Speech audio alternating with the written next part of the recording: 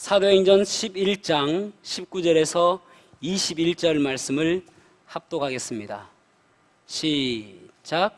그때에 스데반의 일로 일어난 환란으로 말미암아 흩어진 자들이 베니게와 구브로와 안디옥까지 이르러 유대인에게만 말씀을 전하는데 그 중에 구브로와 구레네 몇 사람이 안디옥에 이르러 헬라인에게도 말하여 주 예수를 전파하니 주의 손이 그들과 함께 하심에 수많은 사람들이 믿고 주께 돌아오더라. 아멘. 착석하시겠습니다. 우리는 여러 공동체에 소속되어 있죠. 가정에도 소속되어 있고 또 교회에도 소속되어 있고 어떤 분들은 직장에도 소속되어 있습니다. 우리의 가정이나 우리의 교회 공동체 속에서 하나님께서 정말 기뻐하시는 가정과 공동체가 되기 위해서는 어떻게 살아야 할까요? 오늘 본문의 말씀에 보면은 안디옥 교회가 새롭게 세워지는 것을 보게 되어집니다. 의미가 있는 것은 안디옥 교회는 이제 바울 사도가 선교 여행을 하는데 베이스 캠프로 이용하기도 하고 또 이 안디옥 교회는 이방인 최초의 교회입니다. 예루살렘 교회는 유대인들을 위한 교회였는데 이방인 최초의 교회가 안디옥 교회가 되어지며 선교의 베이스 캠프가 되어지는 것이죠. 안디옥이라고 하는 것은 예전에 알렉산더가 죽고 나서 그의 장수 4명에 의해서 이제 나라가 분열되어지게 되어집니다. 그 중에서 셀루쿠스 왕조가 세워지면서 셀루쿠스가 그의 아버지가 안티오쿠스인데 그 아버지의 이름을 따서 도시를 세웁니다. 16개를 세웁니다. 많죠? 그러면서 우리 성경에는 두 곳이 나옵니다. 비시디아 안디옥과 수리아 안디옥. 오늘 본문의 말씀에 나오는 안디옥 교회는 수리아 안디옥입니다. 수리아 안디옥에서 바울이 선교여행 1차 선교여행 때 보면은 구브로에 가가지고 구브로에서 버가로 가서 버가에서 비시디아 안디옥으로 가서 비시디아 안디옥에서 이고니온 갔다가 이고니온에서 루스드라에서 다소에서 다시 루스드라, 이고니온, 비시디아 안디옥, 버가, 그 다음에 구브로, 다시 수리아 안디옥 이렇게 오면 1차 전도여행이 끝나는 것입니다. 그러니까 2차 전도여행도 수리아 안디옥에서 시작해서 수리아 안디옥으로 나옵니다. 그러니까 수리아 안디옥은 참으로 중요한 곳이라고 할 수가 있는 것이죠. 왜 어떻게 이 안디옥 교회가 세워질 수 있었을까요? 어떻게 해서 이렇게 아름다운 교회가 세워질 수 있었을까요? 여기에는 주연 같은 삶을 살았던 몇 사람 때문에 그렇게 된 것으로 생각이 되어집니다. 저는 저와 여러분이 교회에서도 주연 같은 역할을 하기를 축복합니다. 주연 같은 삶과 비슷한 말이 주인의식입니다. 반대되는 말이 손님의식입니다. 어떤 분들은 교회를 오래 다녔음에도 불구하고 마치 교회의 주인이 아니라 손님처럼 오시는가 하면 어떤 사람들은 참 주인처럼 열심히 내 집이다 생각하고 내 교회다고 생각하고 열심히 하는 것을 보게 되어집니다. 그래서 그 교회에 얼마나 주연 같은 사람이 많으냐에 따라서 그 교회는 건강한 교회가 되어지고 그 교회에 얼마나 손님 같은 사람이 많으냐에 따라서 덜 건강한 교회가 되어지게 되는 것입니다. 오늘 이 본문의 말씀을 가지고 주연 같은 삶이라는 제목으로 말씀을 나누려고 하는데요. 과연 어떠한 삶이 주연 같은 삶을 사는 것일까? 오늘 말씀을 통해서 보도록 하겠습니다. 첫 번째 주연 같은 삶은 어떤 삶인가 하면은 장벽을 돌파하는 믿음이 있어야 됨을 알 수가 있습니다. 장벽을 돌파하는 믿음, 한계와 난관을 브레이크 드로우하는 돌파해 나가는, 깨부시고 나가는 그런 믿음이 있어야 됨을 알 수가 있습니다. 19절과 20절 말씀을 같이 한번 읽어보겠습니다. 19절에서 20절 시작. 그때에 스데반의 일로 일어난 환란으로 말미암아 흩어진 자들이 베니게와 구브로와 안디옥까지 이르러 유대인에게만 말씀을 전하는데 그 중에 구브로와 구레네 몇 사람이 안디옥에 이르러 헬라인에게도 말하여 주 예수를 전파하니. 아멘. 스데반 집사님이 순교를 사도행전 7장에 보면 하죠. 그리고 나서 사도행 7장부터 8장까지 보면은 이 예루살렘에 엄청난 핍박이 오게 되어집니다. 그래서 그들이 여러 유대인들이 그 핍박을 피해서 여러 곳으로 흩어지게 되어집니다. 디아스포라라고 이야기하죠. 그 유대인들이 흩어진 유대인들이 흩어진 곳마다 가서 말씀을 전하는 것입니다. 지금 여기 안디옥에 와서도 어떻게 생각하면 가장 우선되어야 될 것이 무엇이냐면은 생계죠.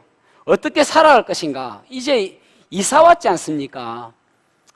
아무도 아는 사람이 없는 그곳에 왔는데 어떻게 살아야 될지, 무엇을 해야 풀칠이라도 할 수 있을지 그런 걱정이 있지 않겠습니까? 그런데 여기에 있는 이 유대인들이 그들과 동족인 유대인들에게 예수 그리스도를 증거하는 것입니다. 예전에 우리가 죽였던 그 예수 그리스도는 우리의 죄를 위해서 십자가에 달려 돌아가셨다가 3일 만에 부활하셨다. 그 예수 그리스도를 믿어야 된다라고 지금 유대인들에게 증거하고 있는 것입니다. 놀라운 일이죠. 가장 우선순위에 오직 예수 그리스도 복음 증거하는 일을 최우선순위에 두었으니까요.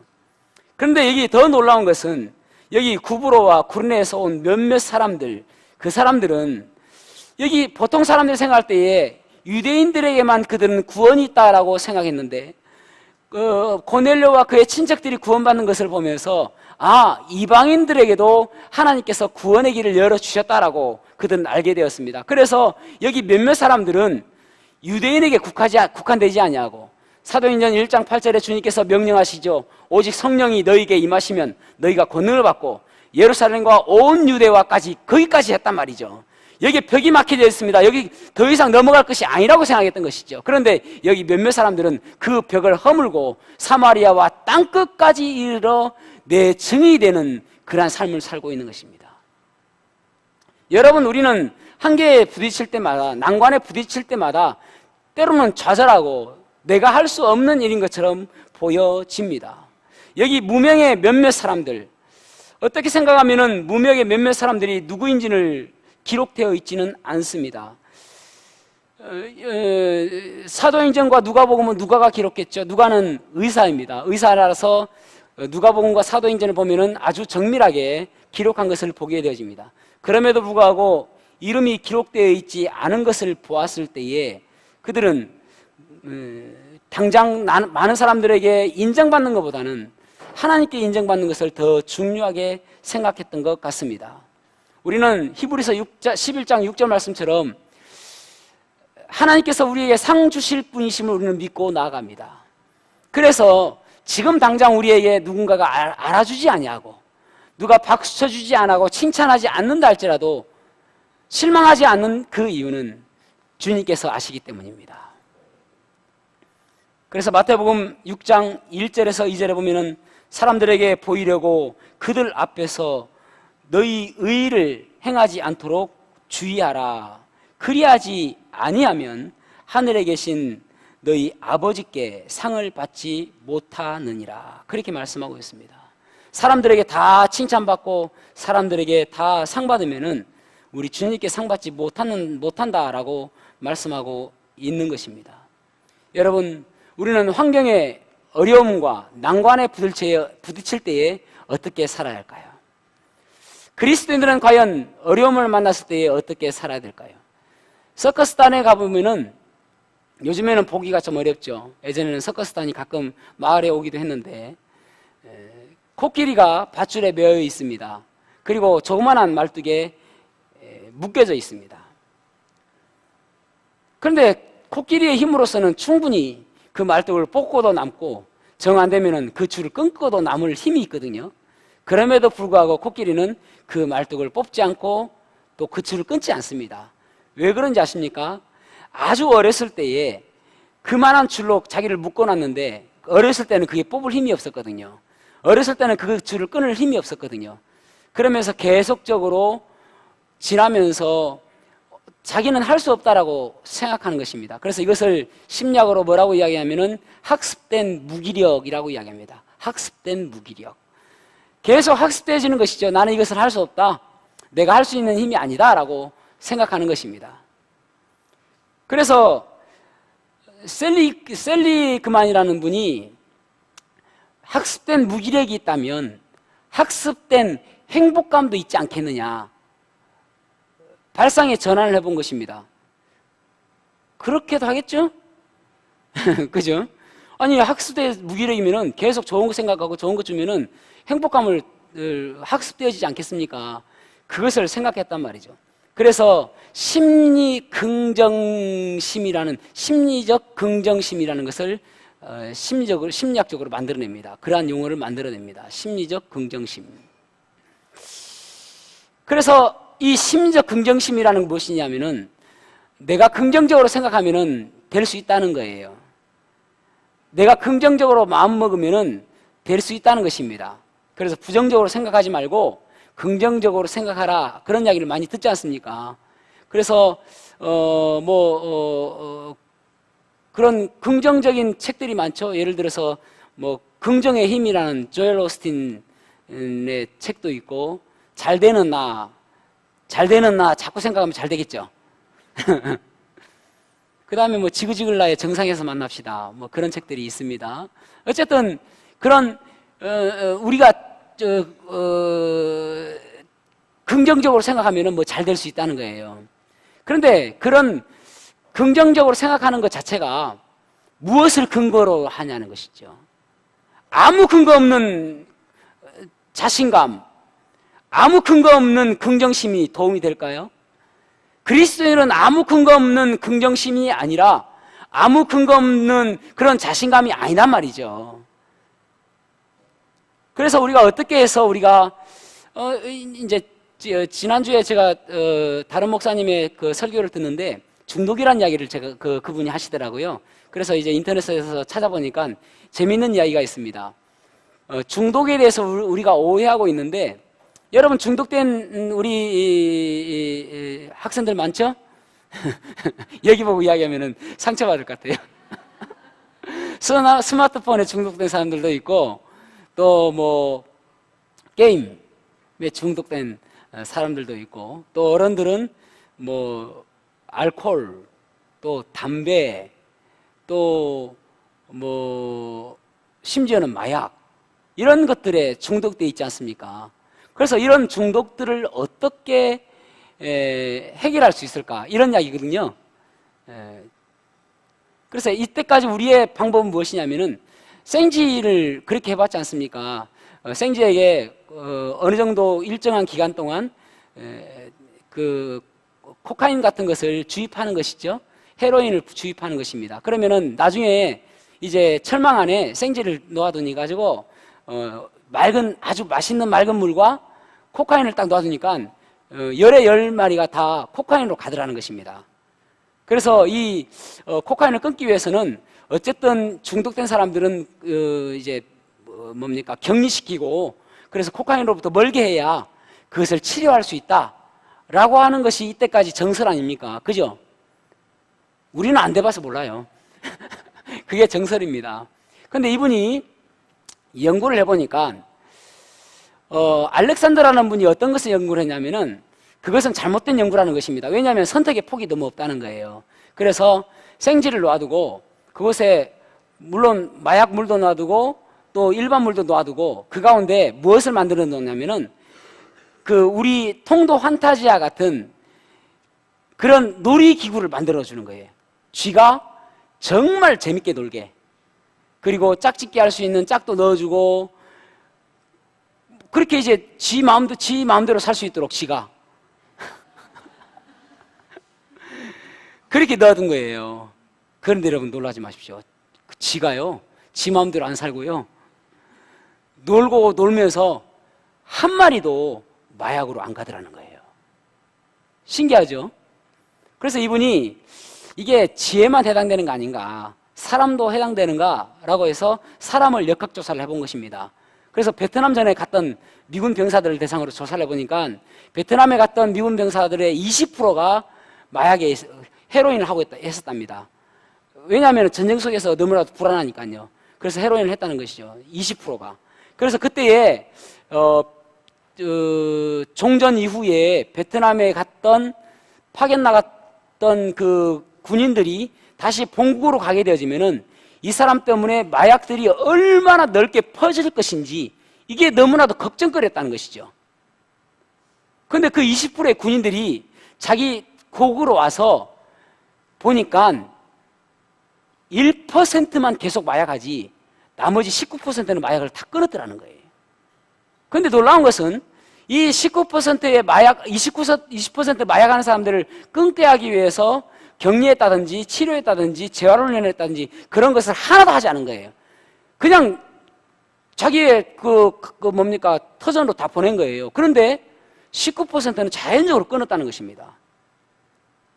놀랍죠. 그래서 이것을 연구 결과를 바라보고 지금 마약에 대해서 정책을 펴고 있는 나라가 세계적으로는 지금 우리나라도 그러지 않습니까? 마약하면은 격리한다든지 또 사람들에게 이제 공개해서 부끄럽게 만든다든지 또 재활훈련을 한다든지 여러 가지를 하지 않습니까? 그래서 마약을 끊게 하잖아요. 근데 포르투갈에서는 이 방법을 한다는 거예요. 포르투갈에서는 마약 사범들을 어떻게 하냐면은 부끄럽게 한다든지 또 격리한다든지 그게 아니라 아침에 일어나서 할 일을 주는 거예요. 그러니까 마약보다도 더 좋은 것을 준다는 것이죠. 중요한 것은 무엇이냐면은 방향을 전환시키는 것입니다. 우리의 삶에 우리의 마음에 영향력을 주는 것에 대해서 방향을 전환시킬 때에 그 중독에서 헤어날 수 있다는 것이죠.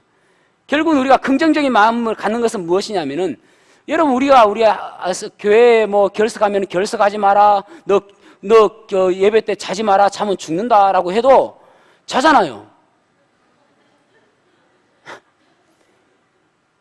어떤 사람한테 목사님이 그 옆에 좀 깨우라고 그러니까 그 사람이 뭐라고 하냐면은 목사님이 지어놓고 왜 저보고 깨우랍니까?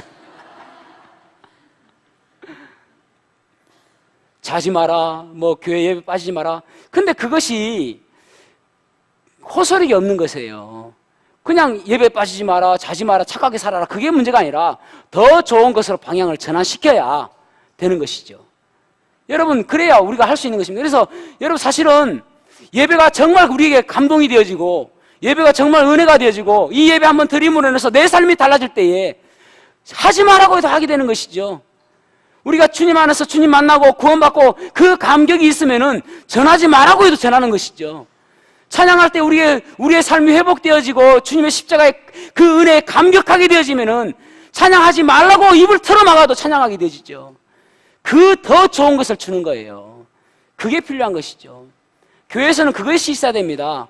여러분, 그래서 정말 어렵고 힘들고 이 난관 가운데 부딪혔을 때 우리가 무엇을 해야 되냐면은 주님 바라보게 되는 것이죠. 주님 바라보면은 그 주님께서 그것을 헤쳐나갈 수 있는 힘을 주시니까요. 그래서 그저 아무런 근거 없는 자신감, 근거 없는 긍지심이 아니라 주님 때문에 갖는 자신감, 주님 때문에 갖는 긍정적인 마인드, 이것이 우리에게 필요한 것입니다. 그래서 여러분, 혹시 내가 너무나도 힘들고 어렵고 이 장벽을 헤쳐나가기가 너무나도 어렵다면은 기도하셔야 됩니다. 하나님, 더 즐거운 거 주십시오. 더 기쁜 거 주십시오. 제가 주님 때문에 날마다 즐거워할 수 있도록 도와주십시오. 그렇게 기도하셔야 돼요. 그냥 무작정 끊는다고 해서 끊어지는 것이 아니라는 것이죠. 그래서 찬양 가운데 세상의 모든 유혹이 찬양이 있잖아요. 세상의 유혹 시험이 내게 닥쳐올 때에 나의 힘으로 그것들 모두 이길 수 없네. 거대한 폭풍 가운데 위축된 나의 영혼 어찌할 바를 몰라 헤매이고 있을 때, 정말 힘들고 어렵고 헤매가지고 도저히 할 수 없는 그 상황이 있을 때 어떻게 해야 되는가? 주를 찬양, 손을 들고 찬양. 나의 힘으로 어쩔 수 없을 때에 주를 찬양하고 주님 바라보고 주님 도와주십시오라고 요청할 때에 그 일을 해결할 수가 있는 것입니다. 여러분, 우리는 어떤 문제가 닥쳤을 때 그저 주저앉고 있어야 될 그런 사람들이 아닙니다. 왜냐하면 우리는 그리스도인이거든요. 주님께서 주님의 값진 보혈로 우리를 구원하여 주셨거든요. 그래서 그 장벽을 뚫고 나가는 그러한 믿음이 있어야 우리의 삶에 영향력이 있는 그러한 삶을 살 수가 있는 것입니다. 두 번째로는 어떻게 우리가 주연 같은 삶을 살 수 있는가 하면은 주님의 손을 붙잡고 살아가는 성도가 되어야 됩니다. 21절 말씀을 같이 읽어볼까요? 시작.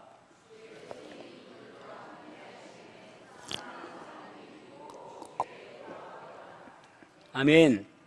여기 보면은 주의 손이 그들과 함께 하심에 수도한 사람이 믿고 주께 돌아온다고 말씀하고 있습니다.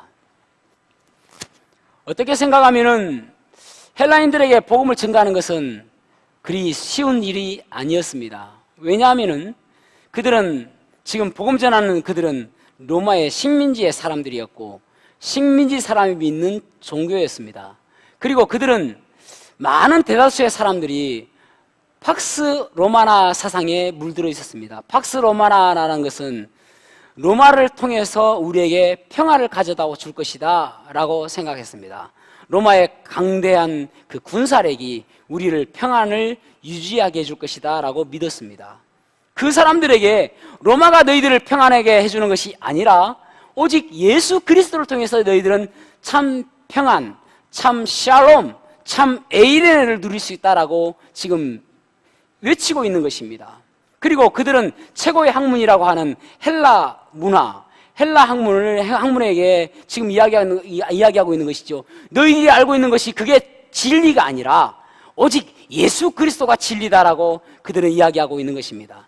쉽게 믿기겠습니까?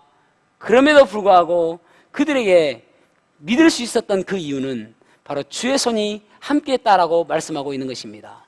그래서 여러분, 우리가 어렵고 절망적인 상황 속에 처할 때에 우리가 해야 될 일은 무엇인가 하면은 주님께서 함께 해주십시오. 주님의 손이 이 삶 속에 개입하셔서 주장하여 주십시오라고 이야기하는 것입니다. 여기 주의 손이라는 손이 헬라어로 케이르라는 단어입니다. 케이르라는 단어는 그저 단지 이런 손이 아니라 전능하신 손을 가리킵니다. 전능하신 손. 마치 무에서 유를 창조하신 엘로힘, 전능하신 하나님, 그 손과 마찬가지입니다. 그래서 역대하 20장 6절에 보면은 우리 열조의 하나님 여호와여, 주는 하늘에서 하나님이 아니시니까 이방 사람의 모든 나라를 다스리지 아니하시나이까. 주의 손에 권세와 능력이 있사오니 능히 막을 사람이 없나이다. 그렇게 말씀하고 있습니다. 이사야 48장 13절에도 보면은 주님께서는 이 땅에 모든 기초를 놓으셨는데 주님께서 부를 때에 천지가 일제히 설 것입니다. 주님께서 부르시면 천지가 차렷하고 딱 쓴다는 거예요. 우리가 잘 아는 이사야 41장 10절 말씀도 뭐라고 이야기합니까? 두려워 말라, 내가 너와 함께함이니라. 놀라지 말라, 나는 내 하나님이 됨이니라. 참으로 너를 굳세게 하리라. 참으로 나의 의로운 오른손으로 너를 붙들리라. 그렇게 말씀하고 있잖아요. 이 전능하신 하나님의 손이 우리를 붙들어준다라고 말씀하고 있는 것입니다. 그래서 여러분, 하나님의 손이 우리와 함께 해달라고 기도해야 되는 것입니다. 우리는 유한한 존재입니다. 그래서 우리의 힘으로 할 수 없는 것들이 너무나도 많습니다. 저는 최근에 이제 운전을 거의 안 하고 제 비서가 있어서 운전기사를 한 명 채용해가지고 너무나도 좋습니다. 그래서 운전 요즘에 잘 못합니다. 운전하려고 해도 두렵기도 하고 그렇습니다. 어쨌든 할 수 없는 일들이 참 많습니다. 왜냐하면 우리는 유한한 존재니까요. 그래서 우리의 힘으로 하는 것이 아니라 하나님의 능력으로 살아가는 것이 필요하겠죠. 연기를 진짜 잘하는 사람들을 뭐라고 하냐면은 신들린 연기를 한다, 메소드 연기를 한다, 그러지 않습니까? 신들린 연기를 한다. 그 말은 무슨 말입니까? 지정신으로 하는 게 아니다, 그런 말이죠. 지정신으로 해서는 저게 아니야. 지정신이 아니니까 저렇게 열심히 잘하지. 메소드라는 말은 마치 그곳에 동화되어서 하는 것 같은, 거지 같으면은 진짜 거지 같다.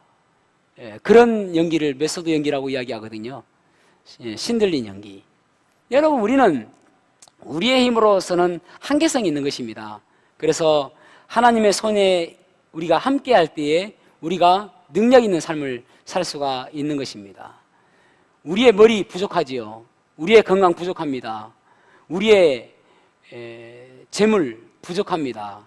우리가 가지고 있는 것, 세상 사람보다 부족한 것들이 너무나도 많습니다. 우리보다 잘 나가는 사람들이 더 많죠? 그럼에도 불구하고 우리에게 소망이 있는 것은 나와 함께 하시는 케이르, 전능하신 우리 주님의 손이 있기 때문에 그렇습니다. 출애굽기 4장 20절에 보면은 모세와 아이들이 이제 다시 애굽으로 들어오면서 그곳에 뭐라고 기록되어 있냐면은 하나님의 지팡이가 모세와 함께 하였다라고 말씀하고 있습니다. 아니, 그 지팡이가 어떻게 하나님의 지팡이입니까? 모세의 지팡이죠. 모세가 40년 동안 양들을 치며 사용했던 지팡이 아닙니까? 그런데 모세의 지팡이가 하나님께서 그것을 내려놓아라 했을 때에 모세가 온전히 내려놓고 하나님께서 그래 이제 잡아라 했을 때 잡으니까 결국은 하나님께서 이 지팡이를 쓰시게 되어지고 하나님께서 함께 하시는 지팡이가 되어지니까 그 다음부터는 성경에서 출애굽께서 계속적으로 이 지팡이는 모세의 지팡이가 아니라 하나님의 지팡이로 나오게 되어집니다. 모세의 지팡이 같으면 그저 양들이나 치고 아무런 능력 없는 지팡이였지만은 하나님의 지팡이가 되어지니까 반석을 치니까 반석에서 물이 나오고 홍해를 치니까 홍해가 갈라지고 또 하늘을 가리키니까 하늘에서 메추라기가 떨어지고 만나가 내려오고 또 아말렉과의 싸움에서 이기게 되어지고 이 하나님의 지팡이가 되어지니까 결국은 능력 있는 삶을 살게 되잖아요. 그래서 여러분, 내가 나로서 끝나는 것이 아니라 주의 손이 나를 감싸고 주의 손이 나를 인도할 때에 능력 있는 삶을 감당할 수가 있는 것입니다. 그래서 주의 손을 사모해야 되는 거예요. 주님의 그 전능하신 손이 나를 인도하여 주십시오. 그렇게 기도하셔야 되는 것입니다. 제가 자주 듣는 설교 목사님이 김용희 선교사님이라는 분이 계십니다.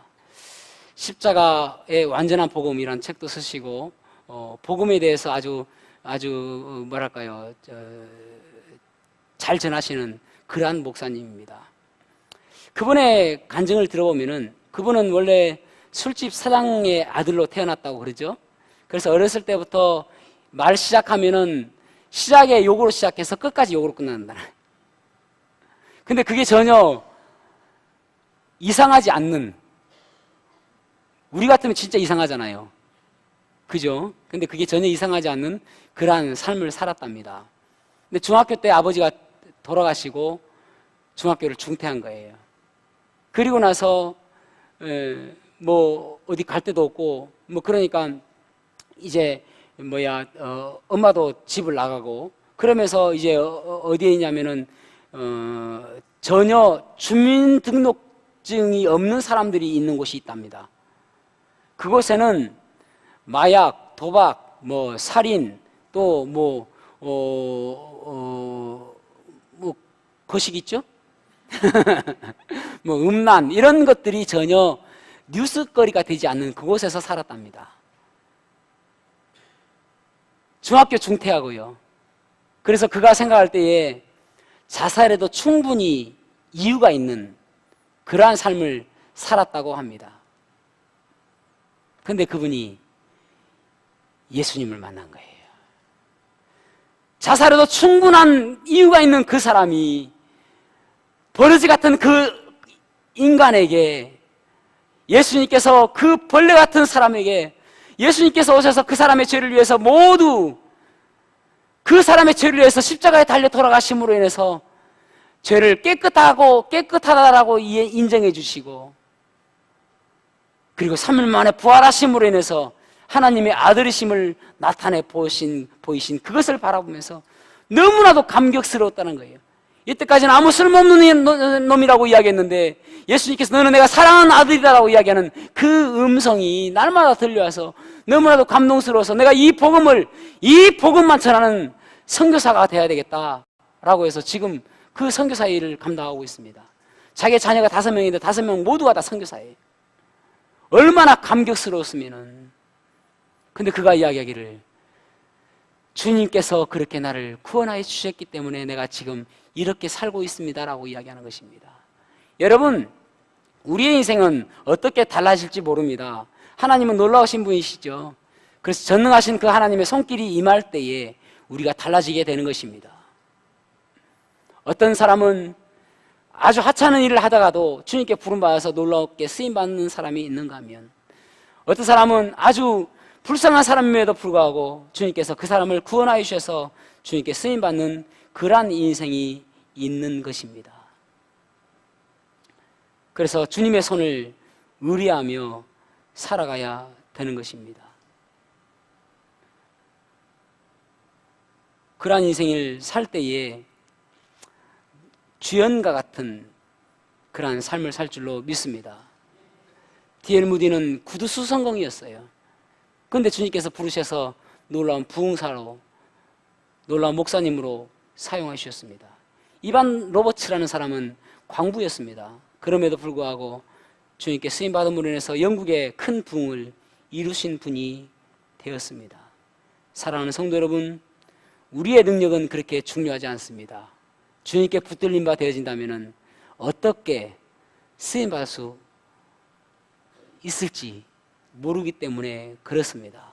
내 능력보다도 더 중요한 것은 나를 쓰시는 그분의 능력이 더 중요하기 때문입니다. 기도하시기 바랍니다. 주님의 손이 임해달라고요. 슬프십니까? 고통 가운데 있습니까? 절망 가운데 있습니까? 내가 해결할 수 없는 문제에 있습니까?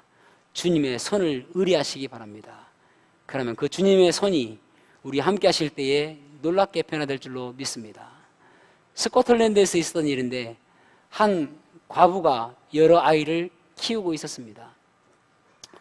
그런데 이 분이 하루는 이제 보니까 양식이 다 떨어진 거예요. 그래서 양식 그 항아리를 바가지로 끓는데 끓는 소리가 날 정도로, 양식 있으면 소리가 안 나잖아요. 그 소리가 나니까 괜히 슬픈 겁니다. 그래서 눈물을 흘리고 있어요. 아이고 내 신세야 하는데, 항상 아이들에게 믿음으로 살아라고 했는데 한 자기 아들이 와가지고 엄마 왜 그래요? 아이고 엄마, 하나님께서 그 끓는 소리 안 듣겠어요? 뭐 그리 슬퍼하세요? 그 딸그락 끓는 소리 하나님께서 듣고 계실 텐데. 이 아이보다도 우리가 믿음이 부족하지는 않습니까? 여러분, 주연 같은 삶, 그것은 바로 주님께서 나를 내 삶 속에서 주인공으로 삼아 주셨다는 것입니다. 그래서 내 자리는 내가 주인공입니다. 내 자리 비워두면은 내 자리에 주인공이 없는 것입니다. 더 이상 그 드라마는 진행되지 않는 것입니다. 내 자리를 중요하게 생각하시고 지키시기를 바랍니다. 내가 하고 있는 이 일, 이것은 내가 맡은 배역인 것입니다. 내가 그 자리에 하지 않으면 그 배역이 없어지고 그 드라마는 더 이상 진행되지 않는 것입니다. 그 일을 중요하게 생각하시기 바랍니다. 우리의 모든 삶 속에서는 나는 주인공인 것입니다. 하나님께서 나라는 주인공으로 나라는 영화를 찍고 있는 것입니다. 그 영화 속에서 어떻게 잘 되고 어떻게 잘 쓰임받고 있는 것은 내가 어떻게 살아가느냐에 따라 다른 것입니다. 우리 모두가 주연 같은 삶, 조연이 아니라 그저 엑스트라가 아니라 나는 하나님 앞에서 주인공이라는 마음으로 그렇게 열심히 살아가는 저와 여러분이 되시기를 주님의 이름으로 축복합니다. 기도하시겠습니다.